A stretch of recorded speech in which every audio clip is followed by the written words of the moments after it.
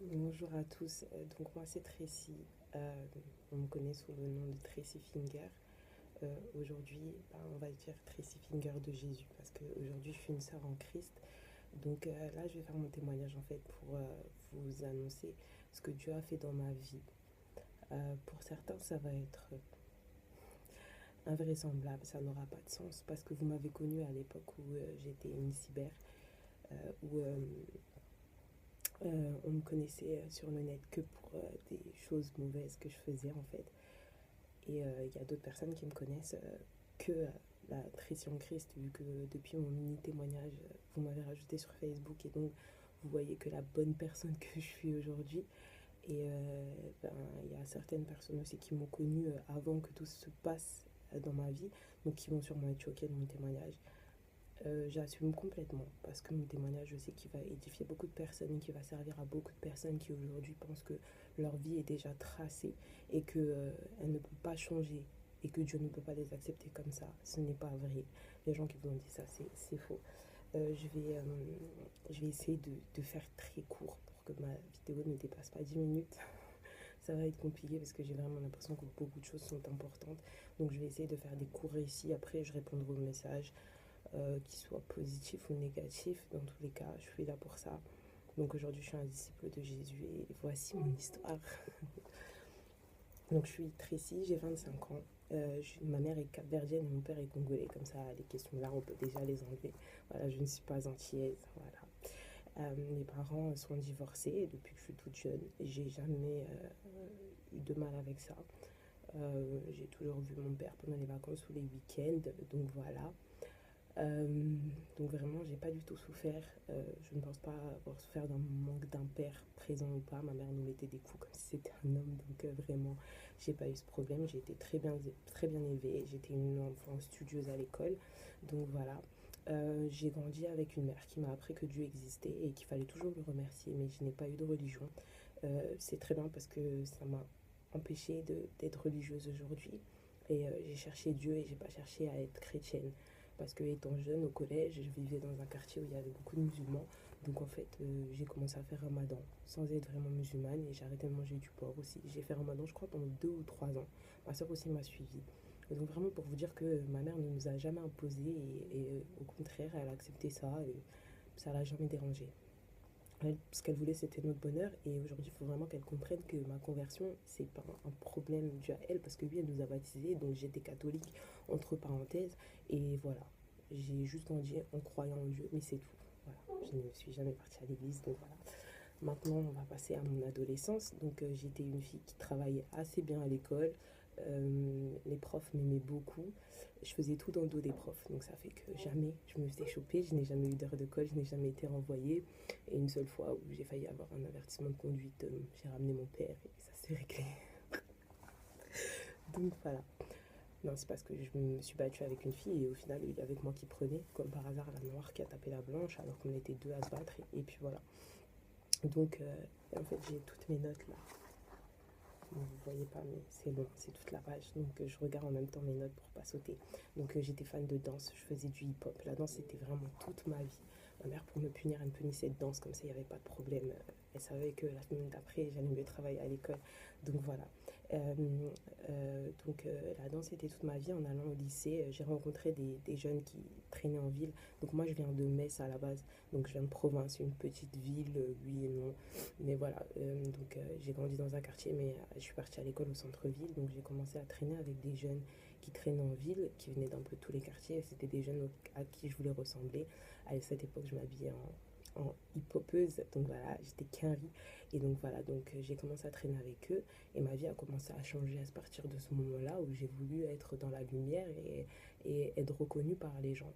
Donc de là a commencé l'enchaînement jusqu'à mes 25 ans où j'ai toujours été une personne qui voulait être dans la lumière et qui faisait tout pour qu'on la remarque. Euh, de là, après, j'ai rencontré un garçon qui était mon premier copain, donc avec qui j'ai tout fait. J'avais 17 ans et demi. Donc tout a commencé de là. Juste avant, j'étais sainte. Aucun garçon m'avait touchée, à part fait des bisous sur la bouche. Voilà, c'est tout. Et à partir de lui, j'ai eu une relation, on va dire saine pour le monde, pas saine pour Dieu.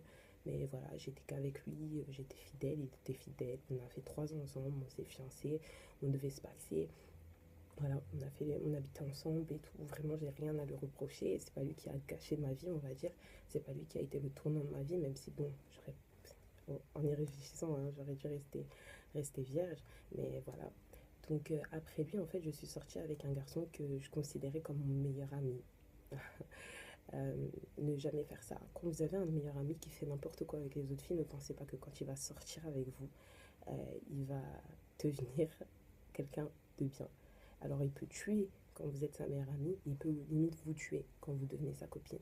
Donc je vais faire un résumé. Après avoir cassé avec mon premier copain, je suis sortie avec lui. Je sais pas pourquoi en fait, d'un seul coup, euh, j'étais dépendante de lui, j'ai commencé à le kiffer alors qu'avant, vraiment, c'était devenu vraiment... J'étais sortie avec lui quand j'avais 16 ans, mais c'était rien passé, ça avait duré 2 3 jours. Et là, tout d'un coup, mes sentiments étaient venus et j'ai pas compris. De là, on avait une relation de meilleurs amis. Personne n'avait remarqué qu'on sortait ensemble parce qu'à la base, on était tout le temps ensemble. Donc, on faisait toutes nos sorties ensemble. Et moi, à la base, j'étais danseuse dancehall. Enfin, je suis passée de hip-hop à danseuse dancehall et je tournais beaucoup dans ma ville, en fait. J'étais connue un peu pour ça. Et donc, tous les week-ends, j'avais des shows, etc. Donc, quand je sortais, c'était vraiment pour des shows. Maintenant, en sortant avec lui, j'ai commencé à sortir tout le temps, du jeudi au dimanche. À ce moment-là, je venais de finir à la fac. J'étais partie à la fac juste pour la bourse. Et donc, voilà. Et donc, je n'avais aucune vie. Je n'avais pas de travail à ce moment-là. Lui sortait de prison. Euh, je pouvais pas le présenter à ma famille parce que ça n'avait pas de sens. Je venais de lâcher quelqu'un qui avait un travail, qui était militaire, avec qui j'avais construit une vie. Ma famille n'était même pas au courant que j'avais fini avec lui, que je m'étais déjà mis avec lui. Et vraiment, je me suis jamais imaginé faire ma vie avec lui. C'était vraiment, je sais pas. C'est des sentiments qui sont arrivés comme ça, mais dans ma tête, je savais que c'était pas l'homme de ma vie. Je savais que je voulais pas faire ma vie avec un garçon comme ça. Il savait pas très bien s'exprimer, était dans le mas-tu vu, etc. Je ne voyais pas présenter un garçon comme ça et venir et dire mon copain sort de prison. Hein. Donc vraiment, je voyais pas me faire ma vie avec, mais pourtant, je lui kiffais de ouf et c'était mon meilleur ami à la base. Donc voilà, on avait une relation assez fusionnelle et à la fois conflictuelle. En fait, on pouvait limite se taper dessus. Enfin, c'était moi qui le tapais à l'époque là. Dès que je m'énervais, il me maîtrisait. Et, euh, et après, au bout de 10 minutes, on revenait et on était fous amoureux.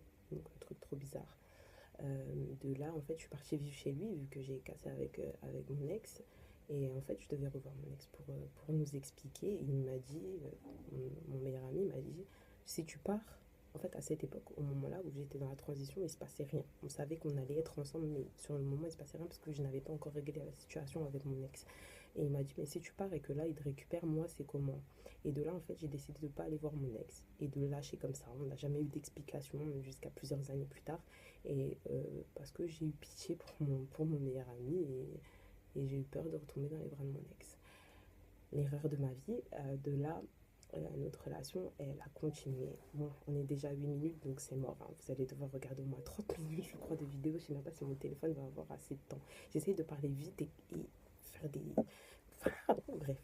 Donc, de là, notre relation, elle était normale. On passait nos vies en boîte. On n'avait pas de travail.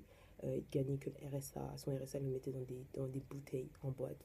Vraiment une vie débouchée. Et en fait, avec mon ex, j'avais l'habitude d'avoir des rapports sexuels sans capote. Et avec lui, ben, il m'est arrivé d'en avoir 100. Mais peut-être une ou deux fois. Et j'ai pu mes règles pendant un moment. Et il me disait, t'es enceinte, t'es enceinte. Et je disais, non, c'est pas possible parce qu'avec l'autre, je ne m'étais jamais, je suis jamais tombée enceinte. Donc, non, c'est pas possible. Je faisais un espèce de déni parce qu'en fait, en gros, j'étais sûre d'être enceinte. Mais non, je me disais que c'est pas possible. Donc voilà. Donc il me disait, fais un test, fais un test. Et je disais, non, je trouvais des excuses. Je vais pas aller acheter un test à la pharmacie si ma mère me voit, blablabla. De là, en fait, euh, un jour, il m'a acheté le test et quand je l'ai fait, en fait, je savais déjà la réponse que j'allais avoir. Ben, j'ai à peine fait pipi dessus que c'est devenu rose, les deux traits. Je suis sortie, j'étais dépitée. Il était confiant. Il a appelé sa famille pour dire oui, je vais avoir un enfant et tout. Euh, Moi, j'étais allongée sur le canapé et je me disais, mais qu'est-ce qu'il fait? Moi, je suis pas heureuse en fait là. Non, j'ai toujours été quelqu'un qui avait des projets. Que ce soit depuis l'âge de 13 ans, je disais à ma mère que j'allais vivre à Paris à mes 18 ans pour devenir danseuse. Je ne l'ai pas fait parce que j'étais avec mon ex. Maintenant, j'étais libre. Je me voyais pas rester à Metz. Mais ça n'a jamais été une ville pour moi. Je me suis jamais sentie bien chez moi là-bas, en fait. Et je suis quelqu'un qui a toujours eu des projets, que ce soit professionnel, artistique, tout ce que vous voulez. Donc non, qu'est-ce que je vais faire d'un enfant? Et on n'a pas de travail. On n'a pas... Moi, je suis pas une cas sociale. J'ai jamais rêvé de vivre sur l'argent de la CAF et d'être là, un couple qui sert à rien. On est ensemble que depuis un mois, ma famille ne te connaît pas. Non, c'était impossible. Mais je me suis dit, voilà, euh, j'ai pas envie d'avorter, j'ai fait une bêtise, il faut que j'assume, mais il faut qu'il assume avec moi.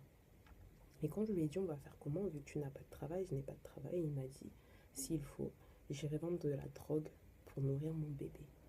À partir de ce moment-là, ma réponse, elle était confirmée. C'était mort. Je n'allais pas avoir d'enfant avec lui, c'est pas possible. Et je ne suis pas une personne qui rêve d'une famille recomposée, etc. Donc c'était pas possible. Je me suis dit, attends, il se dit même pas, ben, je vais faire tout pour que mon enfant ait une belle vie et que, voilà, on construit un truc bien. Non, le travail, ça m'intéressait pas. Donc vraiment, je suis passée dans ma tête, c'est bon, j'allais avorter. Maintenant, comme j'avais arrêté la fac, j'avais plus de mutuelle. Et je ne le savais pas. Donc quand je suis partie pour faire la prise de sang, on m'a dit qu'il fallait que tu payes 90 €. On n'avait pas de travail. Et l'argent, elle l'avait mis dans une bouteille sûrement samedi. Alors on n'avait pas 90 € à payer. Donc j'ai dû aller mentir à ma mère et lui dire, oui, comme je venais de passer un entretien pour travailler dans la MJC de mon quartier et que j'avais réussi, je lui ai dit oui, donc il faut que je refasse mes papiers, non, non, non, non. Donc il faut que tu me donnes tes papiers de la sécu, non, non, non. Donc j'ai pris ce prétexte-là pour refaire. Donc ça a retardé le processus. J'ai fait ma prise de sang, ça a confirmé. On a pris un rendez-vous au planning familial. Après, il faut revenir encore 2-3 jours après pour confirmer. Quand on est parti après faire l'échographie, on n'était déjà plus ensemble parce que comme je voulais pas garder son enfant, il commençait à me détester. J'ai comme ouais, Dieu fait des choses. Donc il avait déjà retardé ma prise de sang. Donc de ça, je ne pouvais plus prendre un médicament. J'étais obligée de me faire avorter vu que j'avais déjà, moi, perdu du temps. La mutuelle, donc prise de sang retardée. Après, ben, il y avait les rendez-vous qu'il fallait prendre et après retarder. Et carrément, quand j'ai fait l'échographie, le gynécologue avait oublié de couper le son. Donc ça veut dire que j'ai entendu le cœur du bébé. Euh, J'étais désemparée, j'ai vu mon ex qui lui aussi était désemparé en ayant vu ça, il n'a pas entendu ça, il n'a pas pu rentrer avec moi vu qu'on n'était plus ensemble, j'ai pas voulu qu'il rentre avec moi. De là, donc, on me confirme que je suis enceinte, j'ai les échographies, donc je vois mon bébé, le petit poids. Euh, je voulais vraiment pas le faire. En fait, pendant tout ce temps, j'attendais un miracle que mon ex me dise, Tracy, je t'aime plus que tout, je vais tout faire pour. Non, lui, il me disait, je t'aime, je veux un bébé avec toi, mais il me disait pas, je vais tout faire pour que notre vie, elle soit bien, en fait. Et je voulais pas ressembler à ça. Ma vie, je voulais pas la gâcher, en fait. Et autant, je voulais pas tuer mon bébé, mais je me mettais des raisons en me disant, non, mais c'est pas encore un bébé, blablabla. Alors que ça m'avait déchiré le cœur d'avoir entendu son cœur. Et malgré tout, voilà, mon ex, à partir de ce moment-là, quand j'ai confirmé que je voulais avorter, il m'a fait la misère, a commencé à mettre des statuts sur moi en disant que j'étais une pute, alors que grâce à Dieu, toute ma ville me connaissait. Donc tout le monde savait que c'était seulement mon deuxième mec et j'ai eu de la chance parce que personne n'a cru à ces rumeurs. Il mettait des choses horribles sur moi. Il me disait devant ma face qu'on lui avait dit que de toute façon j'avais trompé, qu'on m'avait vu dans une voiture avec plein de mecs. Mais vraiment des choses qui n'avaient pas de sens parce que je vivais avec lui et je sortais tout le temps avec lui. Donc vraiment, je me dis, on était fusionnels, on faisait tout ensemble, donc ça n'avait pas de sens. Même devant moi, et à un moment je lui ai dit, bah, dis-moi dans les yeux que mon enfant ce n'est pas le tien. Et il s'est sauvé en courant. De ce moment-là, j'ai voulu récupérer mes affaires chez lui. Il a appelé la police, il ne voulait pas me rendre mes affaires. Euh, la police est arrivée, il lui a dit de rendre mes affaires. Et après, en partant, il a jeté des œufs sur ma voiture. Donc voilà, à ce moment-là, vraiment, je me suis dit, mais je peux pas prendre ce risque de faire un enfant avec un garçon comme ça, malheureusement. Comme je vous disais, à partir de là, en fait, il a commencé à parler sur moi, etc. Il voulait pas m'accompagner. Le jour avant, en disant que j'avorte demain, donc ce soir à minuit, il m'envoie un message en me disant demain c'est à quelle heure. Donc je me dis, oh, merci Seigneur, je vais pas affronter ça toute seule. J'ai été toute seule à affronter ça avec une ou deux copines. Je pouvais pas dire à ma mère parce que j'avais honte de ce que j'avais fait, honte de ce que j'allais faire, sachant que ma mère n'était pas pour que je quitte mon ex. Donc voilà, c'était pour ça que j'étais partie vivre chez mon meilleur ami, parce que je voulais pas rentrer chez ma mère, j'avais honte, j'avais peur de ce qu'elle allait me dire, etc. Donc voilà, vraiment à ce moment-là, j'ai changé. Et quand on dit que les esprits s'échangent quand vous couchez avec quelqu'un, c'est la vérité. Parce que c'est vraiment à partir de lui où j'ai commencé vraiment à faire des choses qui n'avaient pas de sens. Et ça a continué pendant plusieurs années. Enfin bref, de là, il m'a accompagnée. Quand j'étais sur le lit d'hôpital, il me regardait comme si j'allais mourir. À aucun moment il m'a dit: Tracy, vas-y, s'il te plaît, viens, on part. Demain, je vais chercher du travail, je te jure, je vais tout faire pour changer. Moi, dans ma tête, je priais. Je voulais qu'il me sorte des phrases comme ça parce que je voulais pas le faire, ça me faisait mal. Même si je voulais pas avoir cette vie, je voulais pas avoir d'enfant, j'étais pas prête, mais je me disais, si il assume avec moi, je vais assumer, j'ai pas le choix. Pourquoi je vais l'enlever? Et là, quand je voyais ça, je me disais, non, je pouvais pas, je pouvais pas, je pouvais pas. Et quand je suis sortie de la salle d'opération, après, il est venu me chercher avec son frère. Ça m'avait énervé parce que je voulais pas partager ce moment. J'étais mal, j'avais pas besoin d'avoir quelqu'un qui me regarde en se disant ah, il vient d'avorter, etc. J'étais vraiment mal. Il m'a raccompagnée chez moi. Ma mère, le jour-là, j'étais allongée sur le canapé, elle m'a dit pourquoi t'as plus de piercing au nombril? Il est tombé.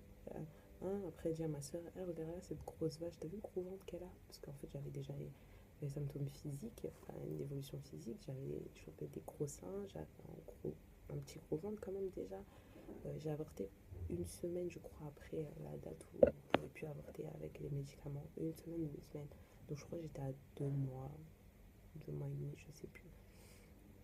Et de là, après, quelques jours plus tard, je suis partie en boîte. J'avais vraiment besoin de changer les idées et mes copines, etc., commençaient un peu à se détacher de moi, à préférer mon ex, tout simplement parce que mon ex en boîte, il sortait des bouteilles. Donc en fait, quand j'allais en boîte avec mes copines, des fois elles me laissaient pendant 10 minutes, elles allaient boire à la table de mon ex et elles revenaient comme si rien n'était. Donc de là, j'ai commencé à voir un peu le vrai visage des gens, entre les gens qui viennent vous dire des choses sur votre ex, mais en même temps, ils vont dire des choses sur vous à votre ex. Ça a commencé vraiment à me dégoûter. Et en fait, j'avais vu cette histoire avec une fille que je connaissais et avec qui il y avait des rumeurs comme quoi elle avait couché avec lui quand moi j'étais en stage dans le sud. Et, de là, en fait, quand elle m'a vue, elle est venue me voir en me disant, parce qu'en fait, mon ex prenait sa défense, bien sûr, vu qu'il me détestait. Et de là, elle est venue me voir en me disant, hé, moi je suis là, non, non, non, non. Et je lui ai dit, mais t'inquiète, on fait notre soirée, après je te prends et je te défonce. Et je vais parler comme je parlais avant, hein, bien sûr. De là, la soirée s'est passée. Euh, on est sorti. Ah oui, d'abord il y avait eu cette première soirée où d'abord elle était là et il m'avait pris. Il voulait pas danser avec moi, il a dansé avec elle. Quand je lui ai dit, il m'a pris moi et elle, et il l'a mis devant elle et moi il m'a mis dans le dos. Un genre, toi tu sers à rien. Je crois que ça c'était la première soirée. Et après il y a eu les embrouilles. Et ça m'avait déjà anéanti. Et après il y a eu les embrouilles. Et de là, la prochaine soirée, il s'est passé ça, la fille est venue, etc. Elle avait pris la confiance. Maintenant, à la fin de la soirée, moi je la suis. Et je lui dis, vas-y, dépêche-toi, habille-toi, mets tes habits, change tes chaussures et tout, dépêche-toi, je suis fatiguée, j'ai envie de rentrer, je te défonce et je rentre chez moi. Tout le monde attendait la bagarre. Mon ex était de l'autre côté de la rue, moi je l'attendais devant la boîte. Et quand elle est sortie, mon ex est venu, il l'a pris par l'épaule, comme ça, il l'a pris dans ses bras, il l'a amené vers la voiture. Donc moi j'ai suivi et je lui ai dit, elle va où? C'est mort. Elle a fait la manie, je la défonce et l'histoire elle est terminée. Et il m'a dit, casse-toi sale pute. 2-3 jours avant, tu me disais que j'étais la femme de ta vie, que tu voulais des enfants avec moi, et aujourd'hui je suis une pute. Alors que cette fille, c'est elle, à la base, normalement. Hein. Mais c'est avec elle que tu vas accoucher, alors que tu sors avec moi. De là, moi, c'est impossible. Alors quand j'étais jeune, même jusqu'à avant d'être en crise, tu peux me traiter de tout ce que tu veux, ça ne me touche pas, mais quand tu me traites de pute, ça me rendait ouf. Donc vraiment, ça c'était le truc, surtout quand à la base, toi et moi on a une relation assez saine et t'es là, tu m'insultes. Donc voilà, de là, moi et mon ex on s'est battus. Dans ses yeux, j'ai vu qu'il voulait me buter. Vraiment. Ce jour-là, le démon se sont manifestés en moi et je ne savais plus où j'étais, qui j'étais. J'étais quelqu'un d'autre.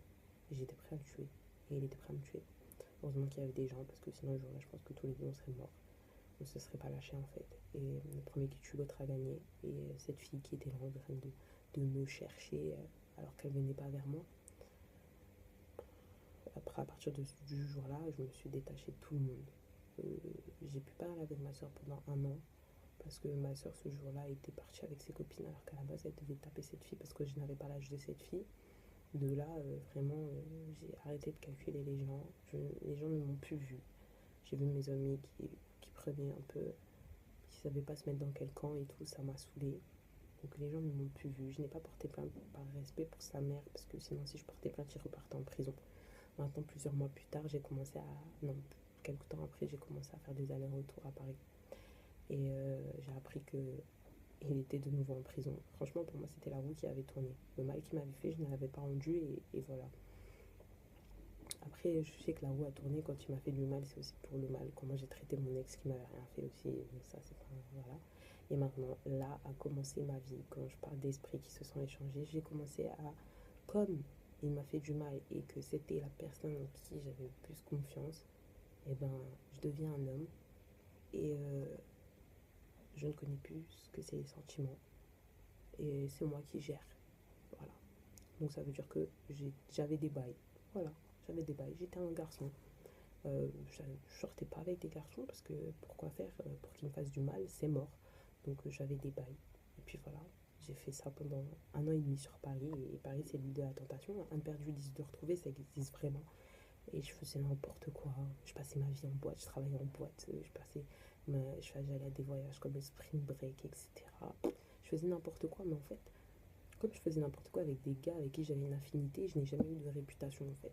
Donc, euh, donc, vraiment, comme j'avais pas de réputation, qu'est-ce qui m'empêchait d'arrêter? Personne ne me prenait pour une pute. Donc moi, dans mon délire, je me prenais pour une indépendante girl. Et pour moi, ce que je faisais, c'était totalement normal. Voilà. Et j'ai fait ça pendant un an et demi. Puis je suis partie à Londres. À Londres, j'ai pas voulu avoir la même vie. Je voulais pas être dans le match vu. Donc je me suis calmée. Et en allant à Londres, en fait, là, ma soeur est décédée. Ma grande soeur est décédée. J'ai appris ça sur Skype par ma mère. Donc je me suis retrouvée toute seule au bout du monde. Pour moi, c'était le bout du monde. À pleurer dans une rue.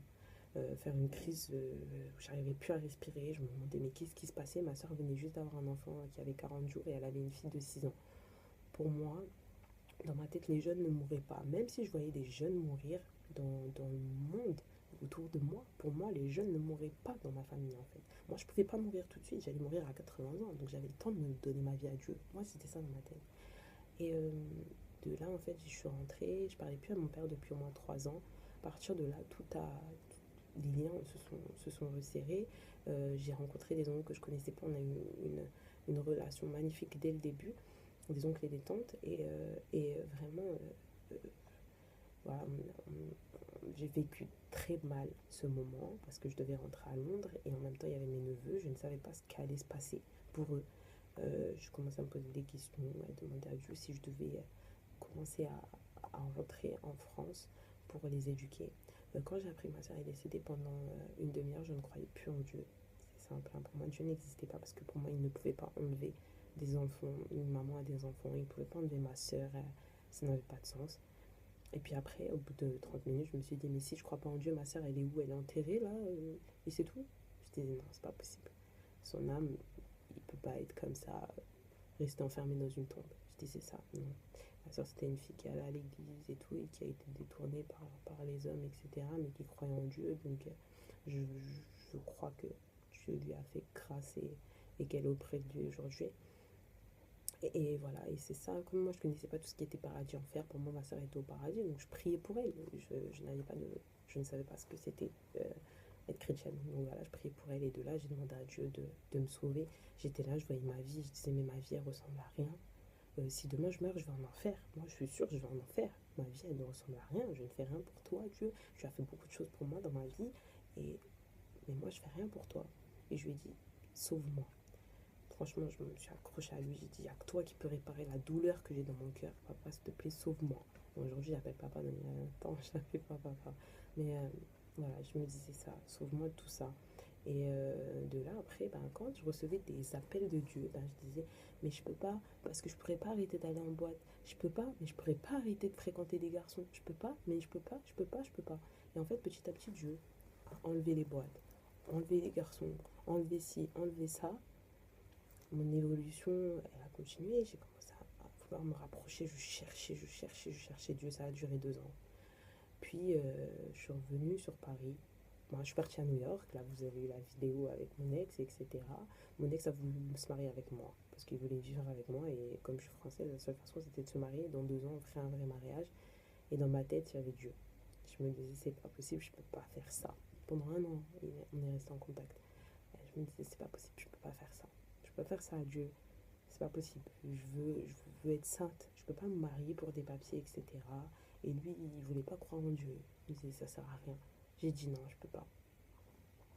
Euh, de tout ce temps aussi, vous avez vu, si vous me suivez sur Twitter, à l'ancienne, vous savez que je faisais partie de la team, je m'appelais Bébé Cougar et je faisais partie de la team Cuny. Donc on parlait de sexe sur Twitter, on se faisait insulter et tout. Bon, maintenant c'est la mode, mais à l'époque c'était pas la mode. Et nous on était fiers de ça, en fait, voilà.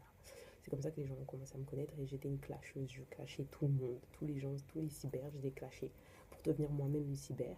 Après, c'est un peu ce qui s'est passé, etc. Donc les gens me connaissaient par rapport à ça en fait.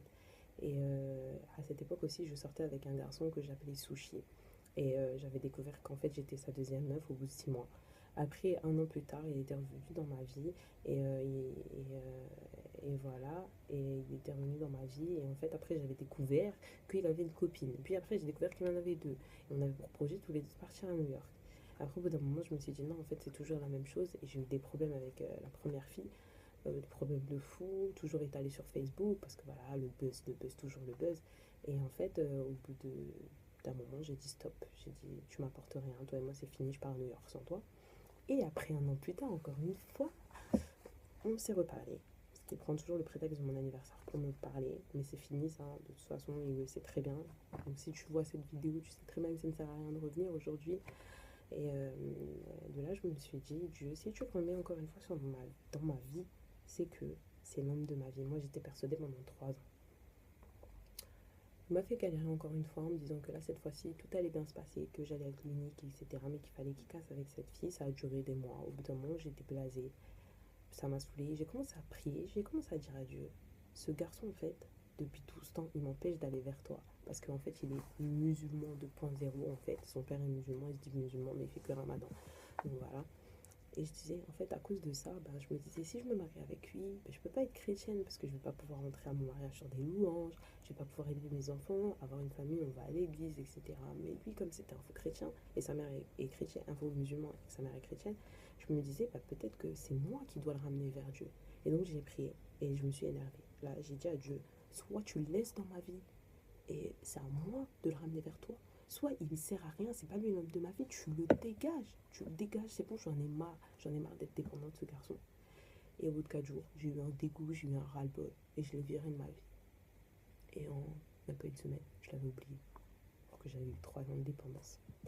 Après ça, j'avais coupé les liens déjà avec mon ex de New York, parce que je pensais qu'avec Sushi, ça allait bien se passer. Entre temps, avant que Sushi et moi on se revoie, j'avais rencontré un garçon, et c'était un chrétien. J'ai vraiment fondé mes espoirs sur lui en fait, en me disant c'est pas un hasard, il n'est pas venu dans ma vie, c'est pas un hasard. Donc j'ai commencé à parler avec lui, et j'étais pas encore chrétienne, vraiment j'avais ma mentor Whitney que Dieu a beaucoup utilisé pour me ramener vers Dieu, mais pas vers lui, mais j'avais des connaissances, mais voilà, et je me disais ce gars-là, vu qu'il se dit chrétien, bah, c'est un envoyé de Dieu, voilà. Au final, il était encore un peu dans le monde, il se cherchait lui-même en fait, mais il ne le savait pas encore. Et en fait, en sortant avec moi, bah, ça l'a rappelé son ancienne vie, et voilà. Donc, il était tenté, etc. Donc, il m'a dit que lui et moi, on ne pouvait pas continuer.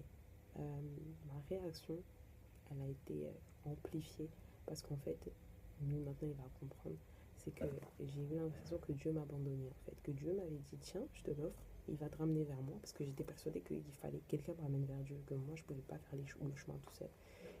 Et Dieu l'a enlevé et lui a dit non en fait, et en fait lui m'a dit non en fait c'est mort et tout. Et là je me suis dit Dieu ne m'aime pas, je suis peut-être une sirène des eaux, c'est pour ça que lui est tenté en étant avec moi alors qu'il était persuadé que ça y est il était en crise.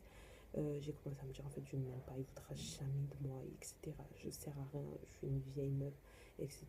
Vraiment je me suis ressentie rejetée et donc j'ai pété un plomb. J'ai pété un plomb sur ce garçon. Lui, il voulait qu'on continue à être amis, mais moi, j'avais tellement d'espoir en lui, je pouvais pas être amie en fait, parce que vraiment, je me disais, non, je pouvais pas en fait. Et de là, on a coupé les ponts, lui et moi, j'ai beaucoup détesté. Après, j'ai avalé, au final, on s'est bien parlé, mais bon, on était encore distants, et depuis que je suis en Christ, maintenant, on se reparle normalement. Toute cette histoire, elle est oubliée. J'étais une gamine, on va dire, parce que j'étais dans mes débuts en allant vers Dieu. Donc, en fait, quand vous commencez à aller vers Dieu, votre vie, vous devez tout recalculer, en fait. Vous devez plus être la personne que vous étiez. C'est comme si vous étiez un enfant, vous devez tout apprendre. Puis, j'ai rencontré un autre garçon, un chrétien, qui me courait derrière. Je n'avais rien à tirer de lui, mais en fait, quand tu m'as rajouté sur Facebook, je sais pas pourquoi j'avais une voix dans ma tête qui me disait rajoute-le. Alors que je le trouvais pas beau, pas mon goût. En fait, il est pas moche, mais c'était pas mon goût. Et de là, cette voix, elle me disait rajoute-le, rajoute-le. Je suis restée 10 minutes sur son profil à me trouver des excuses. Il me parlait, je l'ai ajouté, il me parlait souvent, il me faisait comprendre qu'il m'aimait bien, je n'avais rien à cirer. Et un jour, j'ai vu qu'il avait partagé une vidéo de son baptême, et là, j'ai dit waouh, en fait, c'est un chrétien. Donc, la voix qui me disait dans ma tête rajoute-le, c'était Dieu. Je suis une gamine, hein, vous allez dire, je suis une gamine. Hein, je vous ai dit qu'on commençait à aller vers Dieu pour devenir une gamine, une enfant. Et de là, euh, j'étais persuadée que c'était un envoyé de Dieu. On s'est vu, il avait on a eu des sentiments qui sont apparus à chaque fois au même moment. Et de là, voilà, il a commencé à me dire oui, qu'il aimait trop la personne que j'allais devenir, qu'il me voyait arriver vers Dieu. Notre premier rendez-vous, on l'a fait à une veillée, donc veillée de prière, ma première veillée de prière. Donc vraiment, là, je me dis, ma vie, elle change trop. Ah non, ça c'est Dieu. Et il me disait des belles choses, des choses que j'avais jamais entendues. Il me disait pas seulement que j'étais belle, il me disait que la personne que je vais être, comment j'aime Dieu, etc.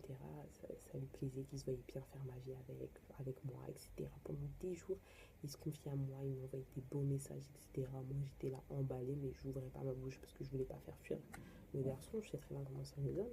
Puis il m'a demandé de me livrer, je me suis livrée. Puis tout d'un coup, il a commencé à me dire oui, en fait, je crois que je suis pas prêt. Donc tu m'as dit que c'est Dieu.